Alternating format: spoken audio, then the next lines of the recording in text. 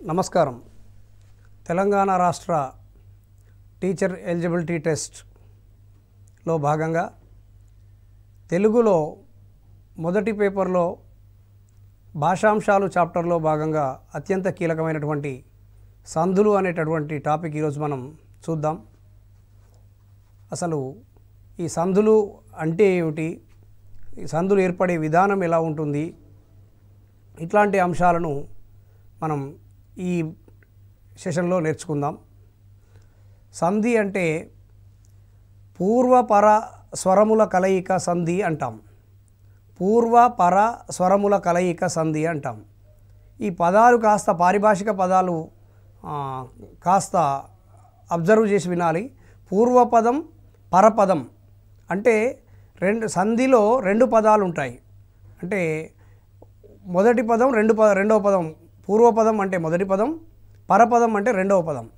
పూర్వపర స్వరముల కలయిక సంధి అంటున్నాం.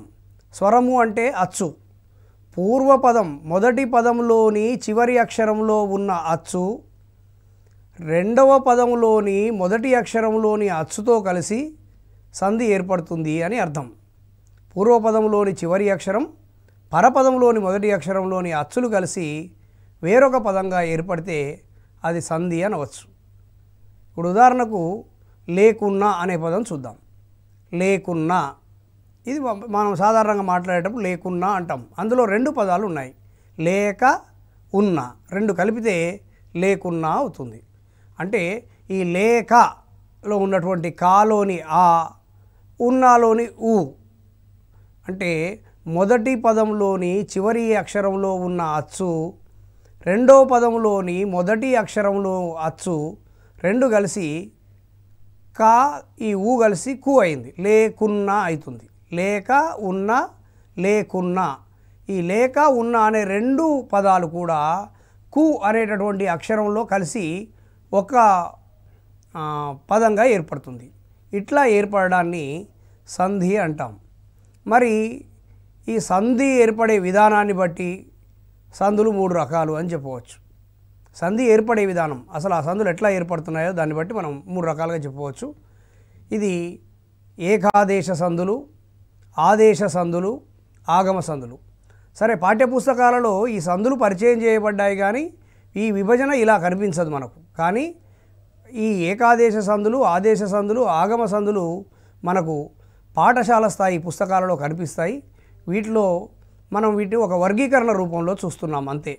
ఏకాదేశ సంధి అంటే ఏమిటి అంటే, అసలు ఏకాదేశం అనేటటువంటి పదం మనకు తెలవాలి. ఏకాదేశం అంటే మొదటి పదంలోని అచ్చు రెండవ పదంలోని అచ్చు కలిసినప్పుడు ఆ రెండిట్లోని ఏదో ఒక అచ్చు సంధి పదంలో వస్తే, లేదా ఆ రెండిటి బదులుగా మరొక అచ్చు సంధి పదంలో వస్తే అది ఏకాదేశం అంటాం. పూర్వస్వరం పరస్వరం కలిసినప్పుడు పూర్వస్వరం కానీ పరస్వరం కానీ లేదా మరొక అచ్చు కానీ సంధి పదంలో వస్తే దాన్ని ఏకాదేశం అంటాం. అది ఎట్లానో మనం ఏకాదేశ సంధుల్లో చూస్తాం. ఈ ఏకాదేశ సంధులకు ఉదాహరణగా మనం సవర్ణ దీర్ఘ సంధి, గుణ సంధి, వృద్ధి సంధి మొదలైనవి చెప్పుకోవచ్చు. తర్వాత ఆదేశ సంధులు. ఈ ఆదేశ సంధులు అంటే ఏమిటంటే, ఈ ఆదేశం అనే పదానికి అర్థం ఏమిటో మొదట చూడాలి. ఆదేశం అంటే ఒక అచ్చును తొలగించి, పూర్వపర స్వరములలోని ఒక అచ్చును తొలగించి దాని స్థానంలో శత్రువు వలె మరొక అక్షరం వచ్చి చేరడాన్ని ఆదేశం అంటాం. అంటే ఆ రెండిట్లో ఒకదాన్ని తొలగించి ఒక కొత్త అక్షరం వచ్చి ఆ స్థానంలో వస్తుంది. అట్లా వచ్చినప్పుడు అది ఆదేశం అంటాం. ఇప్పుడు ఇందులో యనాదేశ సంధి, గసడ దబాదేశ సంధి, సరళాదేశ సంధి ఇట్లాంటి పదాలు మనం చూస్తూ ఉంటాం. యన ఆదేశ, సరళ ఆదేశ, గసడ దవాదేశ, ఇట్లా ఈ ఆదేశం వచ్చేవన్నీ ఆదేశ సంధులు అవుతాయి. తరువాత ఆగమ సంధులు. ఈ ఆగమము అంటే మిత్రుడి వలె వచ్చి చేరేది అని అర్థం. అంటే పూర్వపర స్వరములు రెండు అలాగే ఉంటాయి, ఒక కొత్త అక్షరం వచ్చి స్నేహితుడి వలె మధ్య చేరుతుంది. మిత్రుడి వలె వచ్చి చేరితే ఆగమం, శత్రువు వలె వచ్చి చేరితే ఆదేశం. ఇది గుర్తుపెట్టుకోవాలి. ఎడాగమ సంధి, రుగాగమ సంధి, టుగాగమ సంధి మొదలైనటువంటి సంధులు ఆగమ సంధులకు మనం ఉదాహరణలుగా చెప్పుకోవచ్చు. ఇంకా సంధులకు సంబంధించిన వివరణ చూసినట్లయితే సాధారణంగా మన భాష తెలుగులో సంస్కృతం అధికంగా మనకు కనిపిస్తుంది. అంటే సంస్కృత జన్యమైనటువంటి పదాలు అధికంగా మనకు తెలుగులో ఉంటాయి, తత్సమ పదాలు ఉంటాయి. కాబట్టి సంస్కృత పదాలతో ఏర్పడిన సంధులు అచ్చ తెలుగు పదాలతో ఏర్పడిన సంధులుగా మనం వర్గీకరణ చేసుకోవచ్చు. అంటే సంస్కృత సంధులు, తెలుగు సంధులు అని భాషరీత్యా సంధులు రెండు రకాలు. సంస్కృత పదాల మధ్య జరిగే సంధి సంస్కృత సంధి. ఇవి సవర్ణ దీర్ఘ సంధి, గుణ సంధి, వృద్ధి సంధి, యనాదేశ సంధి ఇవన్నీ కూడా సంస్కృత సంధులు అవుతాయి. అచ్చ తెలుగు పదాల మధ్య జరిగే సంధులు తెలుగు సంధులు అనుకున్నాం. అంటే ఈ అత్వ సంధి, ఇత్వ సంధి, ఉత్వ సంధి, సరళాదేశ సంధి, గసడ దవాదేశ సంధి, ఎడాగమ సంధి, టుగాగమ సంధి, త్రిక సంధి ఇట్లాంటివి. అంటే నేను చెప్తున్న ఈ సంధులని కూడా పాఠశాల స్థాయిలో పరిచయమైనవి, మనకు సిలబస్లో అడగడానికి అవకాశం ఉన్నటువంటివి ఇవి. కాబట్టి ఈ సంధుల వరకు మనం తెలుగు సంధులను గురించి నేర్చుకోవాల్సి ఉంటుంది. ఒక్కొక్క సంధి గురించి మనం చూద్దాం. సంస్కృత సంధుల్లో మొట్టమొదట చెప్పుకోదగింది సవర్ణ దీర్ఘ సంధి. చాలా ముఖ్యమైనది, ఎక్కువసార్లు అడగడానికి అవకాశం ఉంటుంది సవర్ణ దీర్ఘ సంధి. ఈ సవర్ణ దీర్ఘ సంధిలో ఏం మార్పు జరుగుతుంది అంటే అ, ఈ, ఉ, రు ఈ అక్షరాలకు అవే అచ్చులు పరమైతే ఆ, ఈ, ఊ, రు అనేటటువంటి అచ్చులకు అవే అచ్చులు పరమైనప్పుడు వాటి దీర్ఘం ఏకాదేశం అవుతుంది. అంటే అ అనేదానికి ఆ పరమైనప్పుడు ఆ అవుతుంది. ఈ అనే అచ్చుకు ఈ అనే అచ్చే పరమైతే ఈ అవుతుంది. ఉ అనే అచ్చుకు ఊ అనే అచ్చు పరమైనప్పుడు ఊ అవుతుంది. రు అనే అచ్చుకు రు అనే అచ్చు పరమైనప్పుడు రూ అవుతుంది అని అర్థం. చూడండి, ఉదాహరణ చూడండి. దేవాలయం, ఇక్కడ పదం కనిపిస్తుంది కదా స్క్రీన్ మీద, దేవాలయం. దీన్ని విడదీసినప్పుడు అంటే దేవ ఆలయం అనే ఈ రెండు పదాలు కలిస్తే దేవాలయం అయింది. దేవ ఆలయం. దేవాలో వాలో ఆ ఉంటుంది. మనం ఇంతకుముందు కూడా చూసాం, వర్ణాలు ప్రతి హల్లులో ఒక అచ్చు ఉంటుంది. వా అన్నప్పుడు వాలో ఊ ప్లస్ ఆ ఉంటుందన్నమాట. అదే వి అయితేనేమో ఈ ఉన్నట్టు, ఊ అంటే ఊ ఉన్నట్టు, వే అన్నప్పుడు ఏ ఉన్నట్టు, ఓ అన్నప్పుడు ఓ ఉన్నట్టు, వౌ అన్నప్పుడు ఔ ఉన్నట్లు. ఇట్లా ప్రతి హల్లులో ఇప్పుడు కీ అన్నప్పుడు కీలో ఉన్న అచ్చు ఏమవుతుంది ఈ, కీలో ఉన్న అచ్చు ఈ. అట్లా దేవా అన్నప్పుడు వాలో ఉన్న అచ్చు ఏమవుతుంది ఆ. దేవా, దేవాలో ఉన్న ఆ ప్లస్ ఆలయంలోని మొదటి ఆ ప్లస్ ఆ కలిసినప్పుడు అది దేవాలయంగా వచ్చింది, అంటే దీర్ఘం వచ్చిందనమాట. అట్లా పద అర్థం, పద అర్థం కలిపితే పదార్థం అవుతుంది. పదాలో ఆ ఉంటుంది, అర్థంలో ఆ ఉంటుంది. ఆ ప్లస్ ఆ కలిసినప్పుడు ఆ అవుతుంది. అట్లా ఆ అనే అచ్చుకు అదే ఆ అనే అచ్చు కలిసినప్పుడు ఆ అన్నప్పుడు ఆ రావచ్చు, రెండో ఆ కూడా రావచ్చు. వచ్చినప్పుడు తప్పనిసరిగా సంధి పదంలో మాత్రం తప్పకుండా దీర్ఘం వస్తుంది. కవీంద్రుడు, చూడండి, కవి ఇంద్రుడు అనే రెండు పదాలు, కవి ఇంద్రుడు అనే రెండు పదాలు కలిసినప్పుడు అది కవీంద్రుడు అవుతుంది. అంటే ఇందులో విలో ఈ ఉంది ప్లస్ ఇంద్రుడిలో ఈ ఉంది. కవిలో ఈ, ఇంద్రుడిలో ఈ కలిసినప్పుడు సంధి పదంలో కవీంద్రుడు అయింది. వి అన్నప్పుడు రెండో ఈ వస్తుందన్నమాట. అంటే కవి ఇంద్రుడు, కవీంద్రుడు అంటే దీర్ఘం వస్తుంది అక్కడ కూడా, గుడి దీర్ఘం. అలాగే భానుదయం, భాను ఉదయం, భానుదయం. భాను ఇదివరకు ఇది ఒకసారి ఈ పదం అడిగారు. భానుదయం విడదీస్తే భాను ప్లస్ ఉదయం కలిపితే భానుదయం, భానోదయం ఇలాంటి భానుదయం ఇట్లా ఇచ్చారు ఆప్షన్స్. భానుదయం అన్నప్పుడు భానోదయం కాదు, ఎప్పుడైనా కూడా భాను ఉదయం కలిసినప్పుడు భానూదయం అవుతుంది. ఇందులో భానులో ఉదయంలో ఊ రెండు కలిసినప్పుడు నూ అన్నప్పుడు అందులో రెండో ఊ వస్తుందన్నమాట. భాను ఉదయం భానూదయం అవుతుంది. ఇట్లా ఉకారానికి అంటే ఊ అనే అచ్చుకు మళ్ళీ ఊ అనే అచ్చు కలిసినప్పుడు అది ఊ అవుతుంది. పితృణం పితృ రుణం పితృలో త్రులో రుత్వం ఉంది కదా, అది రుకారం.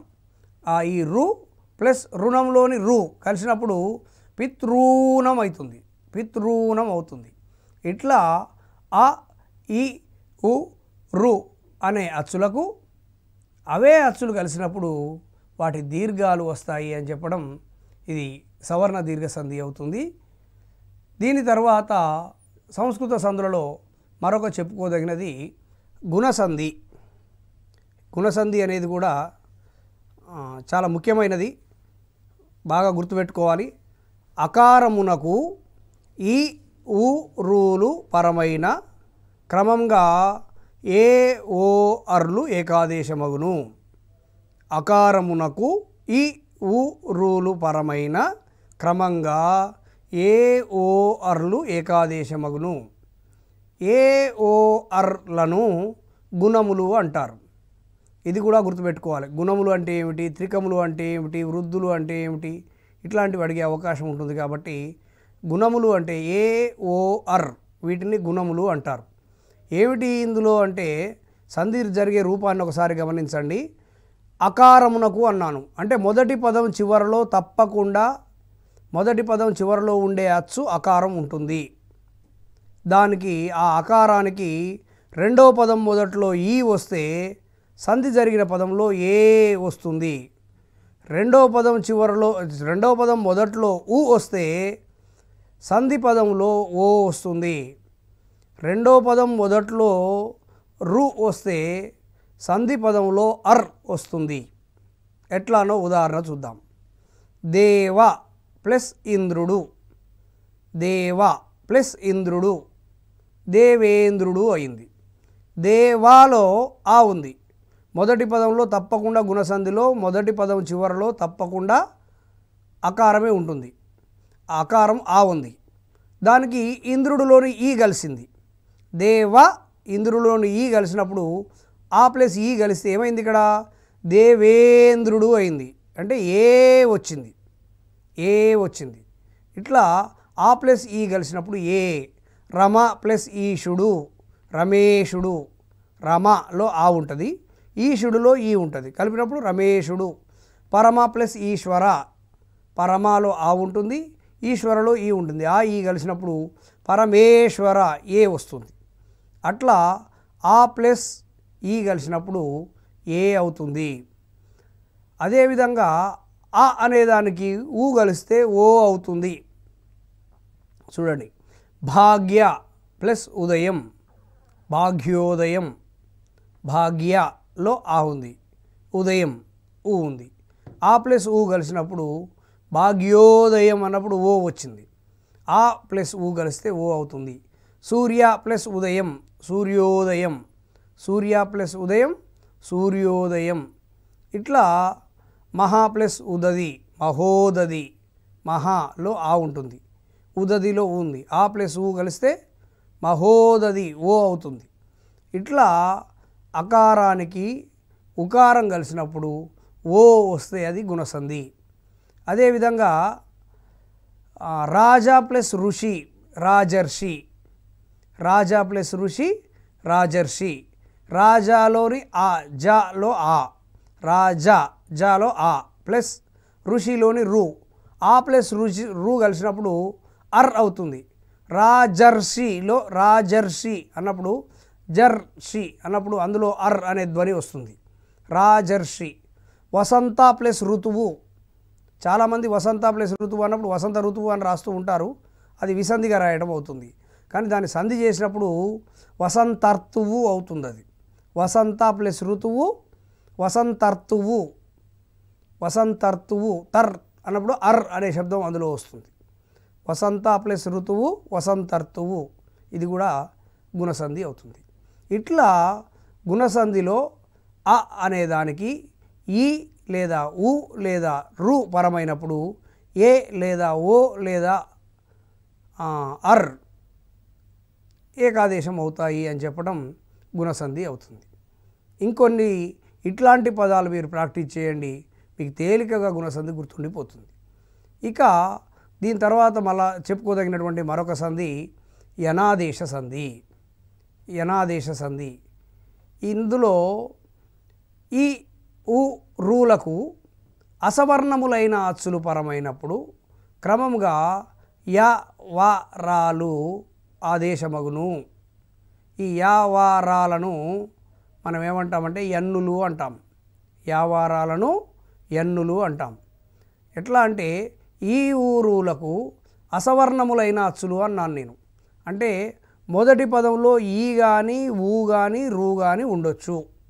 దీనికి మరి రెండో పదం మొదట్లో ఏముండాలి? అసవర్ణములైనవి ఉండాలి. అసవర్ణము అంటే ఆ అచ్చు కాకుండా వేరే ఏ అచ్చు అయినా ఉండొచ్చు. మొదటి పదంలో ఈ వచ్చింది అనుకుందాం, అతి ప్లస్ అంత అనుకున్నప్పుడు అతిలో మొదట ఈ వచ్చింది. మళ్ళీ రెండో పదం మొదట్లో ఈ తప్ప వేరే ఏ అచ్చు అయినా రావచ్చు. అసవర్ణములైన అచ్చులు అంటే ఆ అచ్చు కాకుండా వేరే ఏ అచ్చు వచ్చినా సంధి పదంలో మాత్రం తప్పకుండా యా వస్తుంది. అతి ప్లస్ అంత అన్నాను. అతి ప్లస్ అంత కలిపినప్పుడు ఏమవుద్ది? అత్యంత. అత్యంత అంటే అతి ప్లస్ అంత, ఈ ప్లస్ ఆ కలిసినప్పుడు యా, కొత్తగా యా వచ్చి చేరింది, శత్రువు వలె వస్తుంది అని మనం అనుకున్నాం. అతి ప్లస్ అంత అత్యంత, ఎడ యా అనేది వచ్చి చేరింది. అంటే మొదటి పదం చివరలో ఈ ఉండి దానికి వేరే అచ్చు పరమైనప్పుడు తప్పకుండా సంధి పదంలో య వస్తుంది. అదేవిధంగా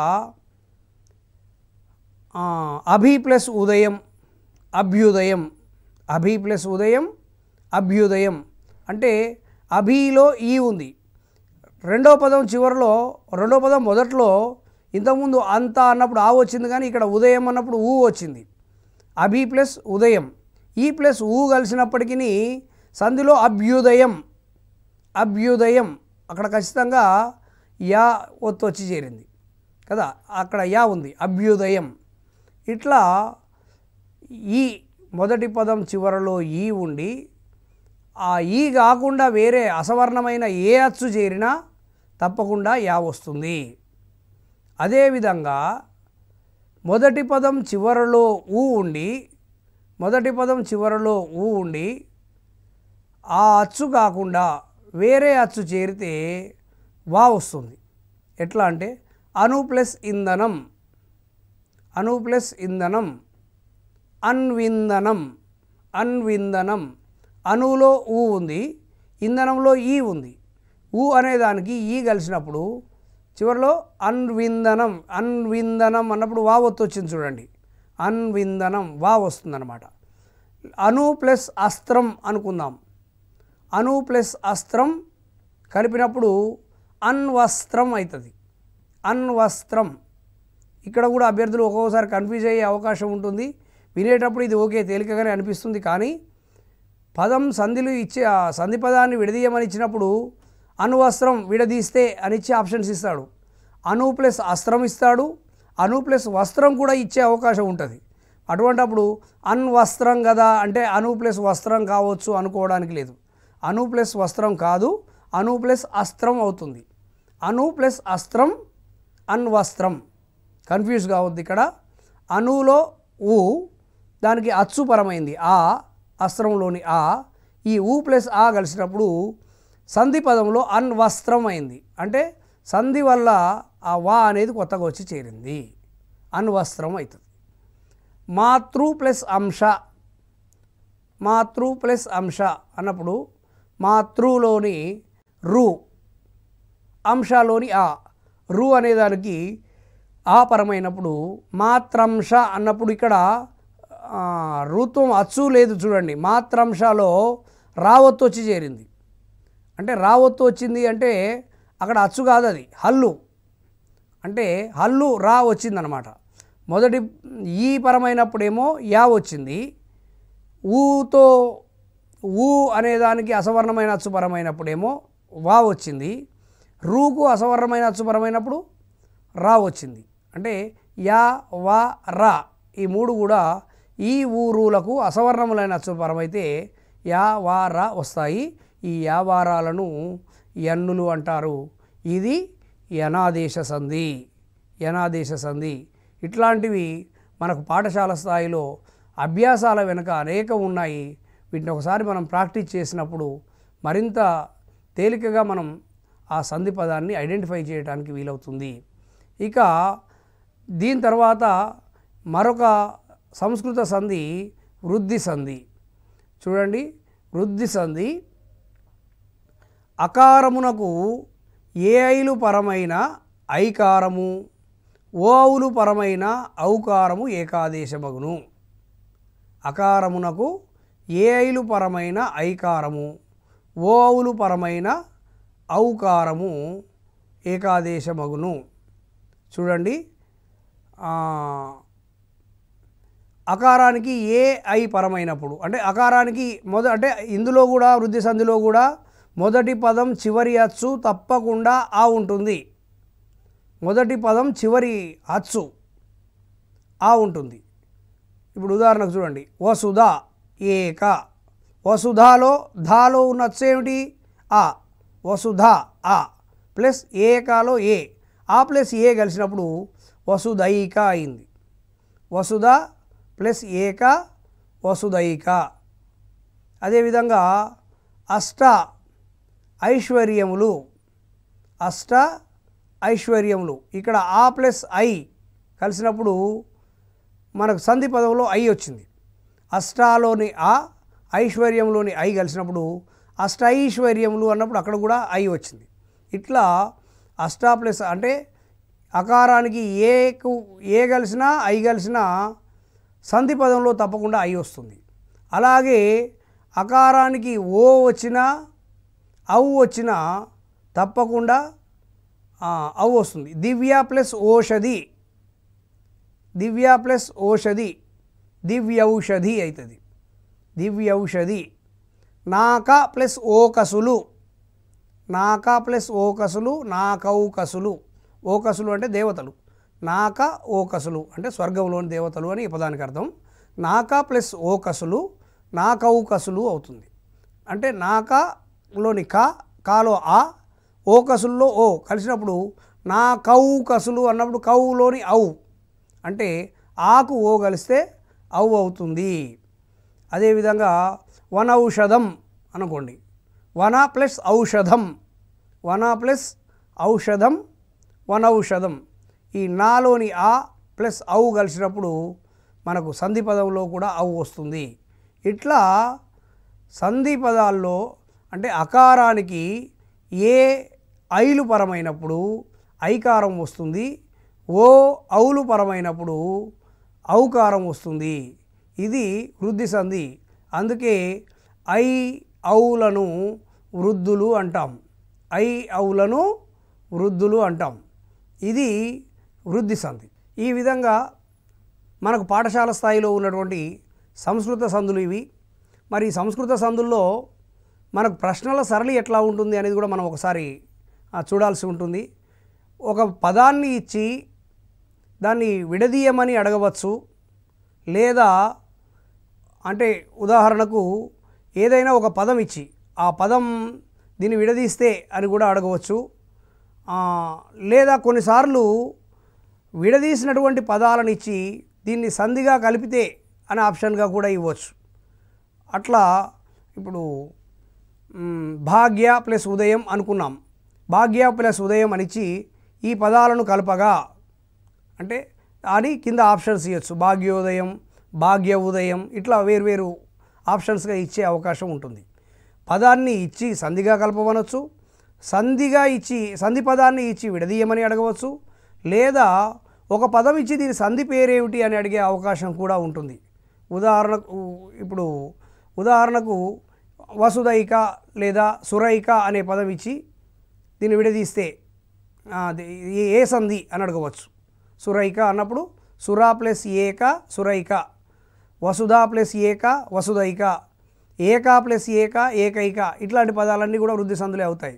అయితే పాఠశాల స్థాయిలో ఉన్న స్టాండర్డ్లో ప్రశ్న వస్తుంది, కానీ అవే పదాలు రావాలని నియమం లేదు. ఆ తరహా ఏ పదం ఇచ్చినా కూడా మనం చేయగలగాలి. ఇప్పుడు పాఠశాల పిల్లలకైతేనేమో పాఠశాల స్థాయిలో వాళ్ళకు పరిచయమైన పదాలను మాత్రమే ప్రశ్నలుగా ఇచ్చే అవకాశం ఉంటుంది.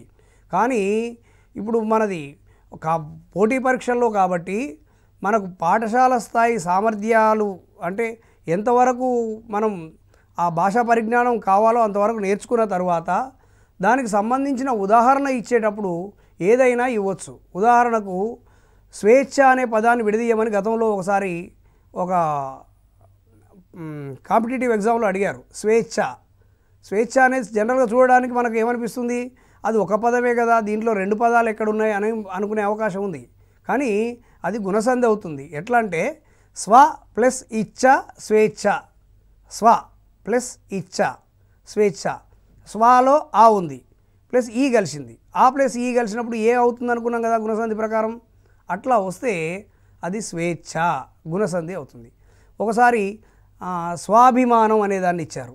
స్వాభిమానం చూస్తేందుకు కూడా ఒక పదంలాగే అనిపిస్తుంది, కానీ అది సవర్ణ దీర్ఘసంధి అవుతుంది. ఎట్లా అంటే స్వ ప్లస్ అభిమానం, స్వ ప్లస్ అభిమానం స్వాభిమానం అవుతుంది.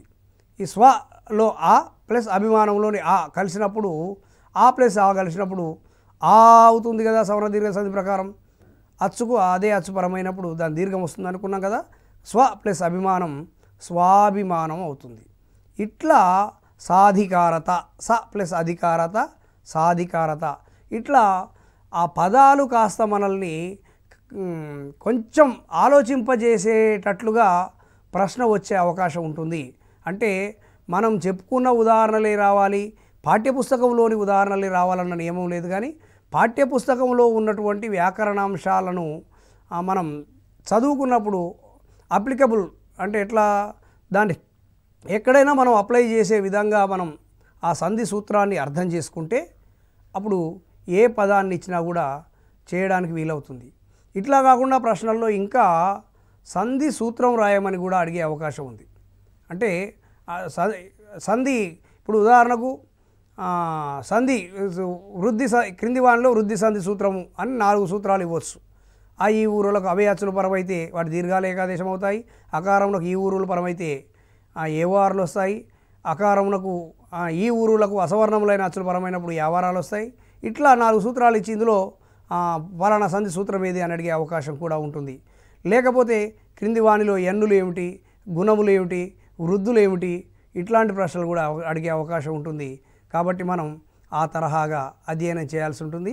తెలుగు సంధుల గురించి మరొక సెషన్లో కలుద్దాం. సెలవు.